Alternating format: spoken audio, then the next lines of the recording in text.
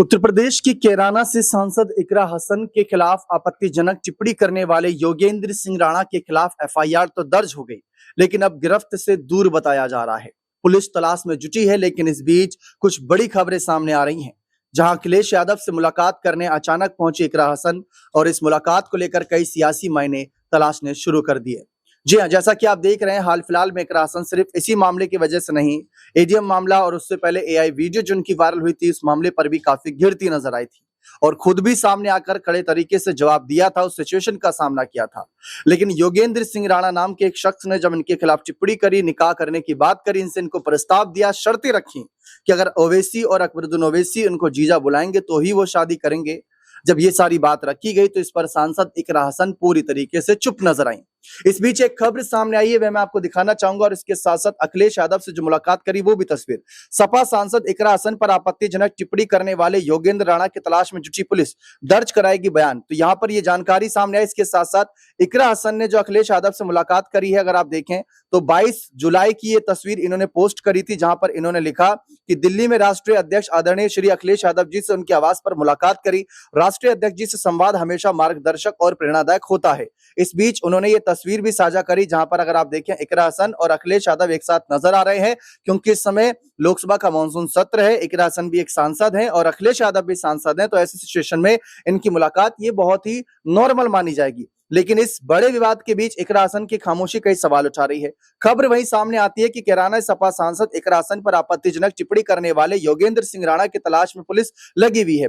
Police आरोपित को थाने ले जाकर उसका बयान दर्ज कराएगी और उसके बाद नोटिस तामील कराएगी। कटघर पुलिस ने आईटी एक्ट, मानहानि व महिला का अनादर करने की धारा में रविवार की रात देर रात प्राथमिकी दर्ज की थी। खुद को करणी सेना का राष्ट्रीय उपाध्यक्ष भले ही योगेंद्र राणा ने बताया, लेकिन वह सब सिर्फ और सिर्फ फर्जी था, इसके अतिरिक्त कुछ नहीं। योगेंद्र सिंह राणा का करणी सेना से कोई नाता नहीं, ये बात रखी है साफ तौर पर करणी सेना के राष्ट्रीय अध्यक्ष नीरज ने। उन्होंने साफ कहा कि इनका हमारे संगठन से कोई नाता नहीं, झूठ बोल रहा है। हम तो खुद कह रहे हैं कि उसे जेल भिजवा दो, क्योंकि जो माताओं बहनों का सम्मान नहीं करता, जो हर वर्ग की, हर समाज की महिलाओं का सम्मान नहीं करता, वो करणी सेना के साथ जुड़ा हो ही नहीं सकता। क्योंकि एक समय उन्होंने एग्जाम्पल भी दिया कि मायावती जी का जिक्र करा कि मायावती जी ने अपने सरकार में कुछ ऐसे फैसले लिए थे, मायावती जी के फैसले ऐसे थे जो हम सबके लिए बहुत नुकसानदायक थे, लेकिन फिर भी हमने कभी इनके खिलाफ कोई भी आपत्तिजनक बात नहीं करी। हमने मर्यादा का हमेशा ध्यान में रखा, उसका उल्लंघन नहीं करा।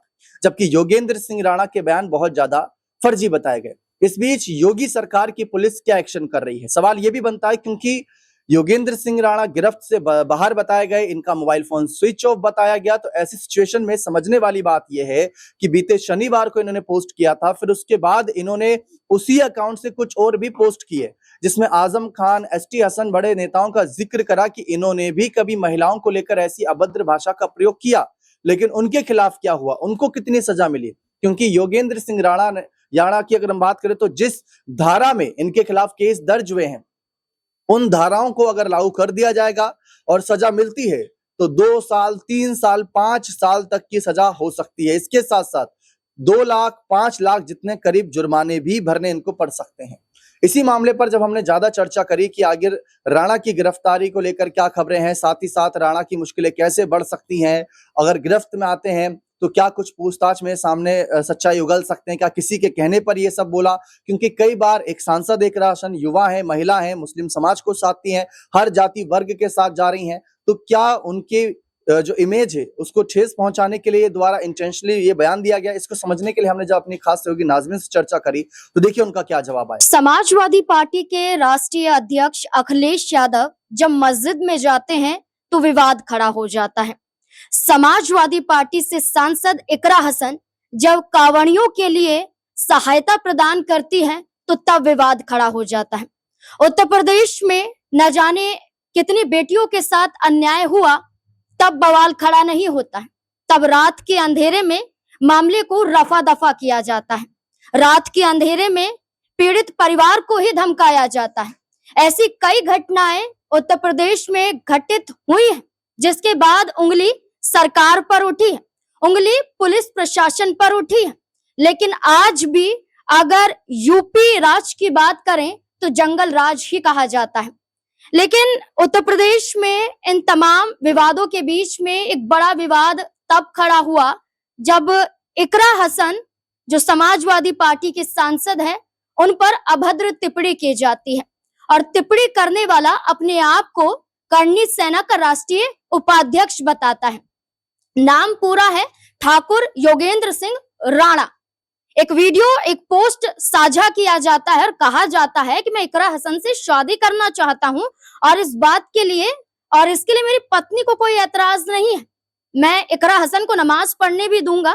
इसके अलावा असदुद्दीन ओवैसी को लेकर, अकबरुद्दीन ओवैसी को लेकर भी टिप्पणी करते हैं, लेकिन इस टिप्पणी के बाद पोस्ट को डिलीट कर दिया जाता है। तो साफ डर नजर आया। करनी सेना के जरिए जो राष्ट्रीय अध्यक्ष हैं वो खुलकर सामने आते हैं।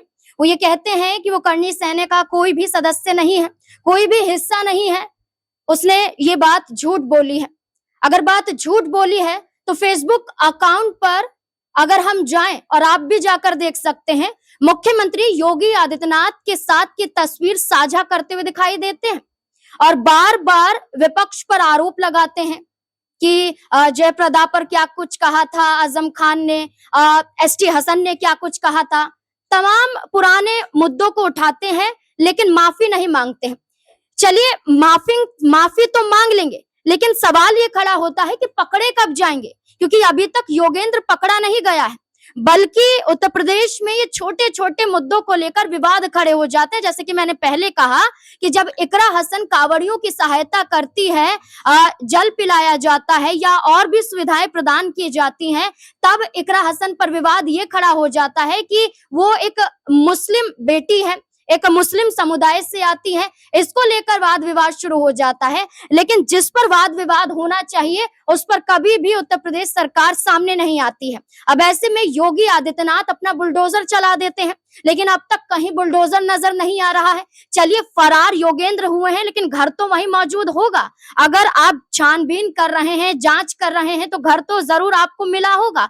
वहां पर उनके परिवार वालों से तो पूछताछ की गई होगी, वहां उनके घर को भी तोड़ने की धमकी दी जा सकती है। ये कदम नहीं उठाया जाता है, योगेंद्र को पकड़ा नहीं जाता है, फोन बंद आता है, फोन की डिटेल भी नहीं निकाली जाती है। तो तमाम तरीके से देखा जाए तो सवाल तो पुलिस प्रशासन पर ही उठ रहे हैं कि आप कई बड़े बड़े मुद्दों को दबा देते हैं, लेकिन ये छोटा सा मुद्दा है जिसे आप खुद छोटा सा मुद्दा कह रहे हैं, लेकिन इसको अभी तक सुलझा नहीं पाए हैं।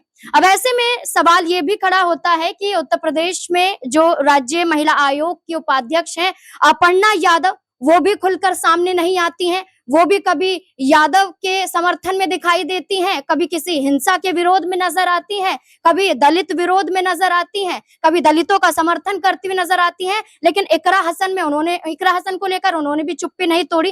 तो पूरे अगर मुद्दे का समीकरण निकालें तो यही निकलता है कि आखिरकार पकड़े कब जाएंगे योगेंद्र, और पकड़ने के बाद माफी मांगी जाएगी या फिर तब भी सीना चौड़ा करके ये कहेंगे कि मैंने कोई गलती नहीं की है और इकरा हसन को जो मैंने कहा था वो सच कहा था। तो अगर इतनी हिम्मत है तो सामने आकर कह दीजिए। अब देखना होगा कि इस पूरे मुद्दे को लेकर क्या नया मोड़ आता है। देखा आप सभी ने किस तरीके से हमारी खास सहयोगी ने सारी बात इस मामले पर स्पष्ट करी, लेकिन इस बीच जैसा कि मैंने कहा कि हर जाति वर्ग को साध रहे इकरा हसन, मैं इसका एग्जाम्पल भी आपको दिखाता हूं। उसी सोशल मीडिया अकाउंट की तरफ लेकर चलता हूं जहां पर इन्होंने अखिलेश यादव के साथ तस्वीर पोस्ट करी थी। वहीं दिल्ली में शाहदरा क्षेत्र में गई थी, कांवड़ शिविर में पहुंचकर शिव भक्तों का स्वागत किया और सेवा भाव से सभी श्रद्धालुओं की सेवा की। सभी को पावन श्रावण मास की शिवरात्रि की हार्दिक बधाई भी दी थी। तो ये आप देखें तो इकरा हसन कैसे जाकर यहाँ पर कांवड़ियों से मिलती नजर आई थी, शिव भक्तों से मिलती नजर आई थी। और जैसा कि आप देख रहे हैं इकरा हसन शिव भक्तों से मिलने जा रही हैं।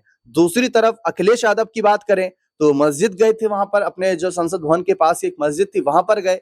जिम्पल यादव को लेकर वहां पर कई सारे सवाल उठने लगे थे, उनके कपड़ों को लेकर। तो आप देख रहे हैं ये समाजवादी पार्टी एक अलग ही संदेश देना चाह रही है समाज में। ऐसी स्थिति में क्या कुछ अलग नजरिया बनेगा। फिलहाल योगेंद्र सिंह राणा की गिरफ्तारी पर जो एक्शन शुरू हो गया है, जो पूछताछ होगी, जो अगर पाया गया गलत है कुछ भी तो इनका अकाउंट तक, जो जिस अकाउंट से इन्होंने पोस्ट किया था वहां पर भी कुछ कार्रवाई की जा सकती है। फिलहाल देखते हैं आगे क्या सिचुएशन बनती है। बने रहे चैनल के साथ, बहुत बहुत शुक्रिया।